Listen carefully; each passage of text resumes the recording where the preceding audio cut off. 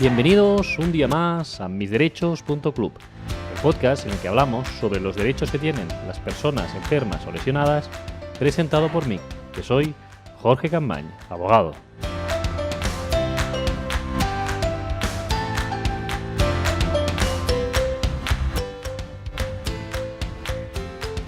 Muy buenos días a todos y feliz miércoles 13 de febrero de 2019. Bienvenidos un miércoles más a este episodio que es el número 78 que vamos a dedicar a hablar sobre las lesiones de los codos.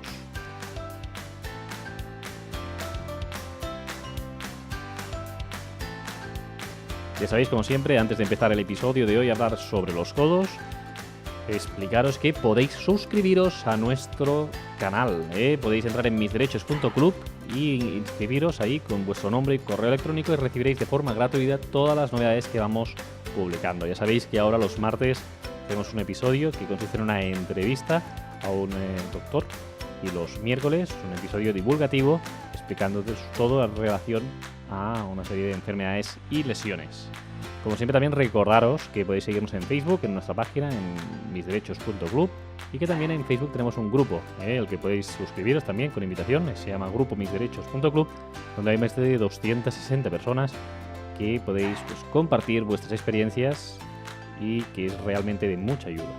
Por último, también recordaros que tenéis el canal de YouTube, donde hay más de 200 suscriptores que nos seguís en Misderechos Club. Ahí podéis, además de escucharnos, como lo podéis hacer a través de iVoox o de iTunes, pues también lo podéis ver a la vez que estamos editando este podcast, lo podéis ver también en YouTube. Y sobre todo un abrazo muy grande a la comunidad que tenemos en iVoox, que hay más de 350 suscriptores al canal. A todos un abrazo enorme. Y ahora así, si os parece, pues vamos a empezar con el episodio de hoy, que trata sobre, como os decía, las lesiones de codos.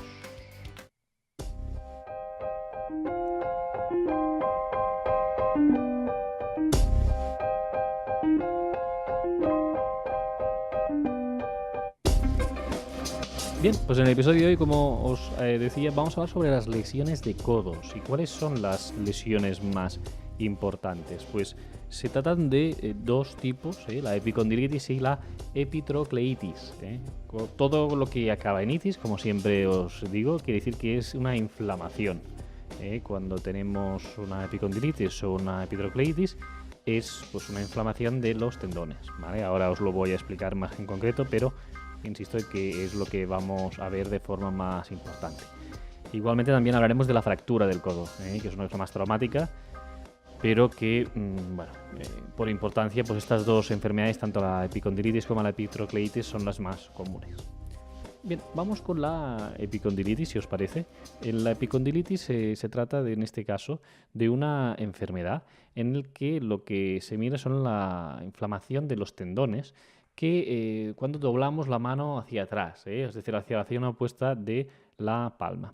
En la epicondilitis sería la parte más externa del codo, y entonces esto se inflama. También se conoce como la enfermedad, ¿no?, o la lesión del codo del tenista, ¿no? Como tienen que hacer mucho este movimiento, ¿no?, en el que la palma baja hacia abajo, ¿no?, este movimiento hace que se le llame así, el codo de tenista, es una lesión bastante común. ¿Cuál es la sintomatología en este caso, ¿no?, de una epicondilitis? Pues como os comentaba, la sintomatología es que sobre todo sueles tener un dolor cuando agarras con fuerza o incluso cuando giras el pestillo de una puerta. Entonces estos músculos hay una serie de dolor y la afección puede empeorar y doler incluso cuando no se está utilizando el brazo. Esto sería la epicondilitis, insisto, la parte más externa del codo, ¿vale? Luego tenemos la epitrocleitis, este tipo de lesión, que también es una inflamación, acaba en itis, como os decía antes, sería lo que es el codo del golfista. En vez de codo de tenista, que era la epicondilitis, la epitrocleitis es el codo del golfista. Entonces, en este caso también es una inflamación de los tendones de los músculos que flexionan o doblan la palma de la mano hacia la muñeca. Entonces ya no sería en la parte externa del codo, sino que nos dolería más el antebrazo. Es la cara interna del codo y hacia el antebrazo. Entonces, en estos casos, pues el dolor puede irradiar hacia el codo, ¿no? Es en la parte del antebrazo y demás, y puedes, normalmente la queja más principal es el dolor y la limitación del movimiento del brazo hacia arriba y hacia los lados, ¿vale? Es decir, hacia los lados y hacia arriba, pues duele más. Entonces, pues no se puede levantar mucho el brazo, etcétera, ¿no? Entonces, esto es lo que es más limitante. Y luego tenemos lo que sería pues la fractura. Hemos hablado de la epicondilitis, de la epitrocleitis, y en la fractura del codo, sería por un tema traumático, ¿no? Un golpe muy fuerte en el codo, pues puede ser que se tenga en ese sentido pues mucho dolor en el codo, en la inflamación, moratones, rigidez en el codo, etcétera. Bien, el diagnóstico, ¿cómo se puede hacer?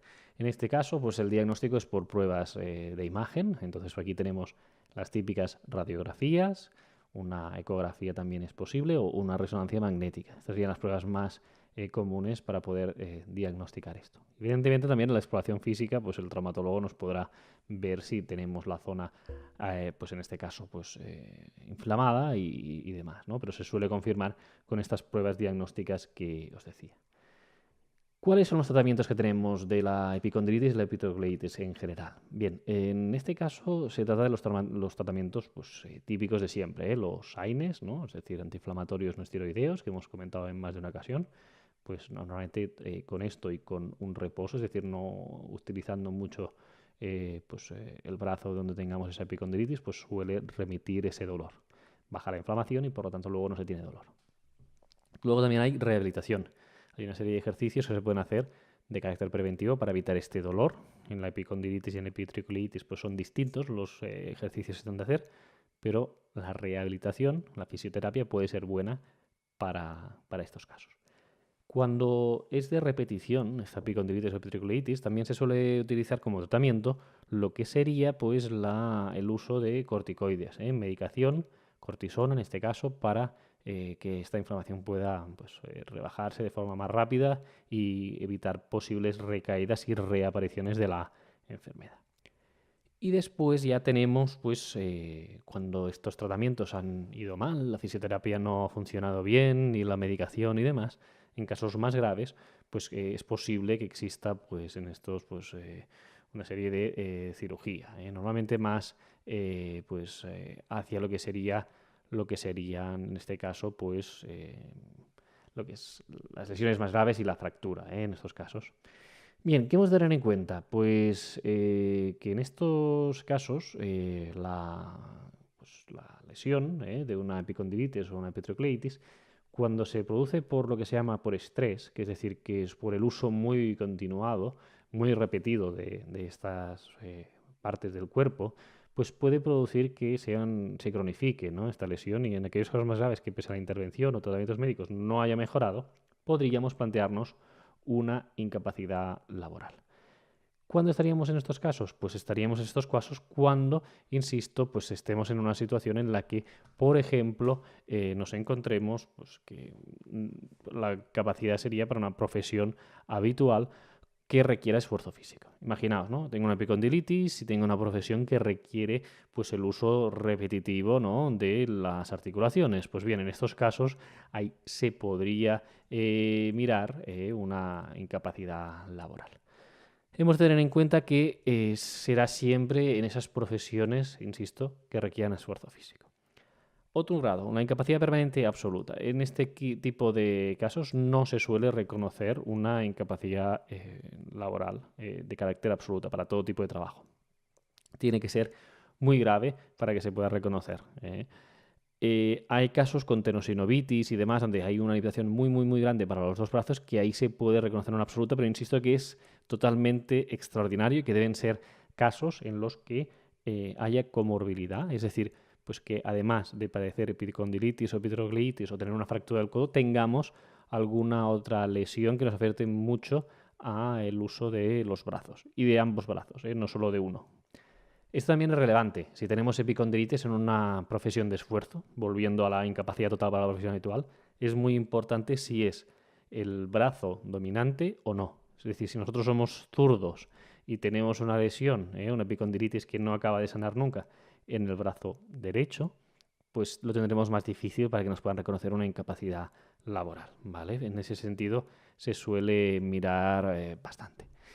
¿Qué profesiones nos dice también el Real Decreto? Insisto, ya lo sabéis, el Real Decreto en el que está regulada las enfermedades profesionales, hay un baremo en el que se nos dice si una lesión o una enfermedad puede producir, puede ser de carácter profesional, puede tener la consideración de enfermedad profesional. Pues bien, tanto el codo como el antebrazo, la epicondilitis y la epitrocoleitis, pueden ser en concreto motivo de enfermedad profesional. Se nos dice específicamente aquellos trabajos que requieran movimientos de impacto o sacudidas en supinación o pronación, es decir, con las manos hacia abajo o hacia arriba, que queremos hacer este movimiento, asociándose a acciones de levantar o alcanzar. Pensad también en lo que decíamos antes, ¿no? En el codo del tenista o el codo del golfista. Bien. Pues en estos casos dicen que trabajos como levantar, alcanzar, un uso continuado del brazo por abducción o por flexión, pues se puede tener en estos casos pues la incapacidad. ¿Qué profesiones nos dice, por ejemplo? Pues estaríamos hablando de profesiones típicas, carniceros, pescaderos, curtidores, deportistas, mecánicos, chapistas, caldereros, albañiles, etcétera. ¿Vale? Este tipo de profesiones donde estamos haciendo pues, un uso intensivo del codo son lesiones que pueden dar lugar a una incapacidad total para esa profesión cuando se requiere de un uso intensivo del codo. Por lo tanto, estas son las que pues el Real Decreto que regula la enfermedad profesional, el 1299 del 2006, pues nos regula esto, y que sepáis que este tipo de profesiones en concreto pueden estar asociadas a una enfermedad profesional. Y otros grados, pues si ya de la absoluta decíamos que era muy difícil y tiene que haber alguna otra enfermedad para que nos puedan reconocer el grado de incapacidad absoluta, pues con la gran invalidez aún más. Simplemente por una epicondilitis o una epitrocoleitis no nos van a reconocer una gran invalidez. La parcial, que muchas personas nos habéis preguntado, se puede llegar a conseguir, porque la parcial, si nosotros lo que hacemos es medir la limitación que tenemos con una prueba biomecánica, importantísimo este tipo de prueba biomecánica, pues si lo podemos medir esto, pues es más sencillo poder tenerlo, porque si medimos el movimiento que tenemos con una prueba biomecánica y la fuerza con respecto a una persona sana, pues en esos casos también podríamos tener una incapacidad parcial, y en este caso pues cobraríamos, ya sabéis, una indemnización de 24 mensualidades de nuestra base reguladora y nos permitiría seguir ejerciendo nuestro trabajo. Por ejemplo, soy carnicero y tengo esta limitación, ¿no? Pues tengo un dolor en los codos que es importante, pero no es suficiente como para no dejarme hacer esa profesión, es decir, puedo seguir siendo carnicero, pero cobro una indemnización. Por lo tanto, sí que existe también, en este caso de enfermedades profesionales, pues la posibilidad de solicitar una incapacidad parcial. Bien, pues muchísimas gracias a todos por la atención que habéis tenido en este episodio. Espero que os resulte útil y deciros que la semana que viene vamos a tratar un tema que también nos habíais preguntado con mucho ahínco, que es el de la obesidad mórbida. Y para ello vamos a tener la ocasión de poder entrevistar a dos cirujanos digestivos que son muy reconocidos, que son la doctora Roca y el doctor Foncillas, en esta entrevista que podéis consultar y que seguro que os va a resultar muy útil. Y vamos a dar una enfermedad distinta, que será la demencia, una enfermedad neurológica importante que queríamos compartir con vosotros. Es decir, que la semana que viene, obesidad mórbida con entrevista y la demencia. Muchísimas gracias a todos, que paséis una feliz semana, que acabéis de pasar un miércoles muy bueno, y os digo, nos vemos aquí la semana que viene hablando sobre la obesidad mórbida y sobre la demencia. Un abrazo.